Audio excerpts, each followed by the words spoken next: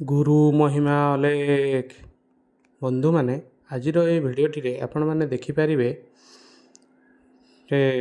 महिमा धर्म रे दीक्षित होगा गले कौन कौन सब करने को पड़ी था। बाबा महात्मा माने जहाँ जहाँ सब कही था तो सही हिसाब से आमको सब करने को पड़ी था। तो एबे मु महिमा गादीर सम्मुखें अच्छी चलतु जा मंदिर भीतर को देखा।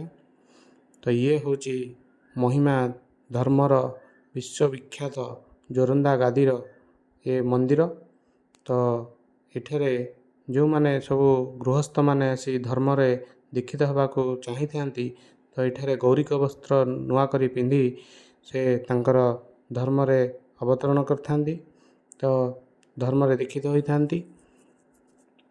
तो यही धर्म नवा को हेले बाबा महात्मा माने जो माने सब बकलधारी बाबा अच्छी से माने तांकर से कहीकि से महिमा गोसाई को प्रार्थना करी आपण मानक दीक्षा दे थांती।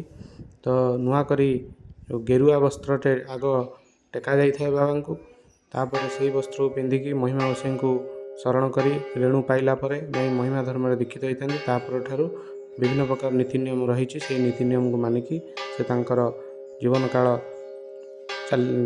पालन करथांती। तो चलतु देखा ये भिडियोटी रही एवं शंकर बाबा जड़े गृहस्थ को दीक्षा दौरान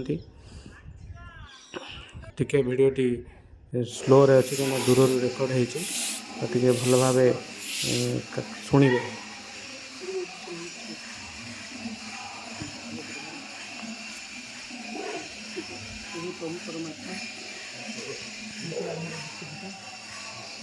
हे मिथिलाधार विश्वपिता आपको अभय देवे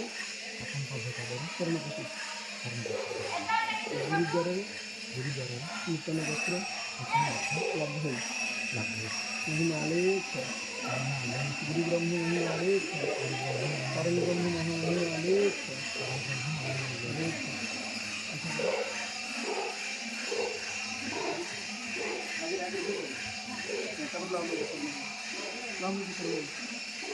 अरे पची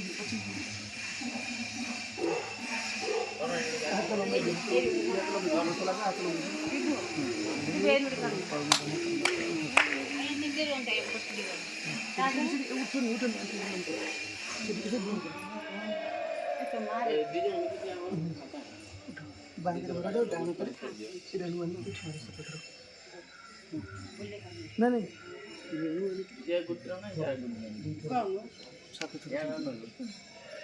ఇప్పుడు వాళ్ళకి తెచ్చి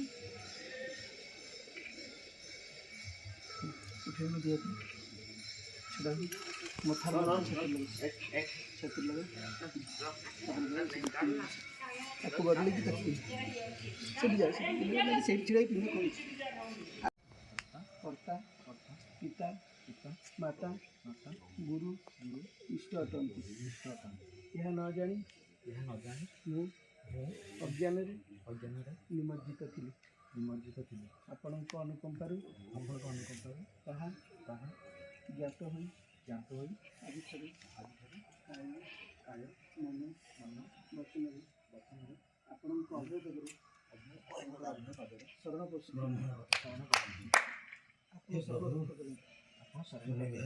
ज्ञानदाता ज्ञानदाता मुक्तिदाता मुक्तिदाता विद्यादाता आपको अभय पदे शरण पशु आपण शरण रक्षा करें शरण रक्षा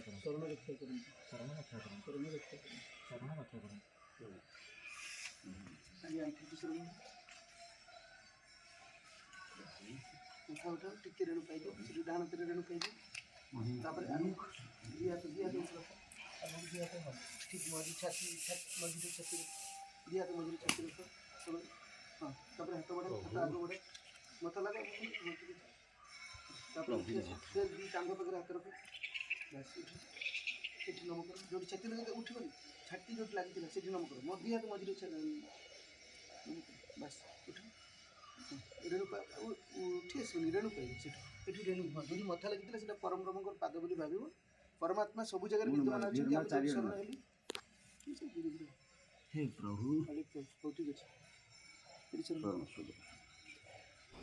तो भिडियोटी किपरि लागला आमर कमेंट बॉक्स रे जणैबे।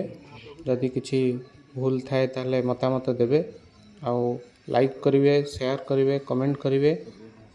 ଯଦି ସବସ୍କ୍ରାଇବ୍ କରିନାହାନ୍ତି ସବସ୍କ୍ରାଇବ୍ ବି କରିଦେଇ ବେଲ୍ ଆଇକନ୍ ଦବାଇଲେ ଆପଣମାନେ ସମସ୍ତ ଭିଡ଼ିଓର ନୋଟିଫିକେସନ୍ ପାଇପାରିବେ। ତ ଭିଡ଼ିଓଟି ଏଇଠି ଆମର ସରିବାକୁ ଯାଉଛି। ତ ଦେଖନ୍ତୁ, ଇଏ ହେଉଛି ମହିମା ଗାଦି, ବିଶ୍ୱ ପ୍ରସିଦ୍ଧ ମହିମା ଧାମ। ଗୁରୁ ମହିମା ଅଲେଖ।